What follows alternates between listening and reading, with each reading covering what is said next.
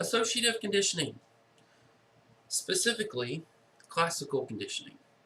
So this was a concept first developed and studied by Ivan Pavlov when he was experimenting on initially the digestive system of dogs. He discovered the unconditioned response being the salivation occurred as a result of an unconditioned stimuli, the food that was emanating an aroma. The dogs would salivate. Eventually, he later then used a bell, which would ring right before they were given the food.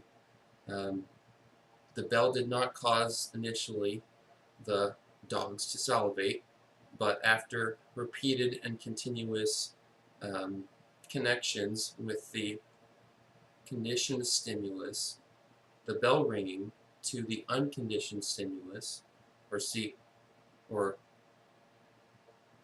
US, the dogs eventually began to salivate to both the conditioned and unconditioned stimulus, or the bell ringing and the food, and then eventually to the bell ringing alone, anticipating getting the food as a result of the bell ringing, which was in their minds to follow immediately after. So the new conditioned stimulus was the bell ringing, which would give them the conditioned response. So this is classical conditioning. Also, under the title of associative conditioning is the somewhat newer concept of operant conditioning.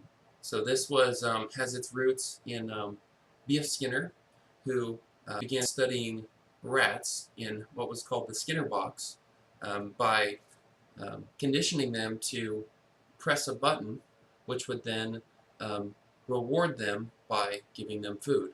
And they had learned to press the button to get the food. So Skinner had developed the ability to teach or condition any animal, he said, any action through a process of rewarding. Now there's a four-way quadrant of operant conditioning that's known. So we have positive and negative reinforcement, and we have positive and negative punishment. In positive reinforcement, the instructing individual is adding something to get the desired result. Negative reinforcement, the instructor is taking something away, or experimenter is taking something away to cause, to reduce or remove an undesirable result. In negative punishment, the instructor is removing something to reduce or remove a negative or unintended result. What's the difference between the two? So with classical conditioning, you have an unconditioned stimulus, conditioned stimulus, unconditioned response, and a conditioned response.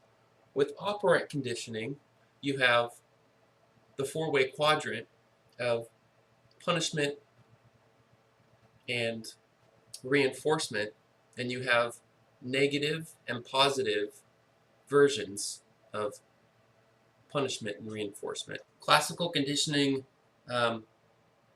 is more on the preceding end. It's teaching on the beginning.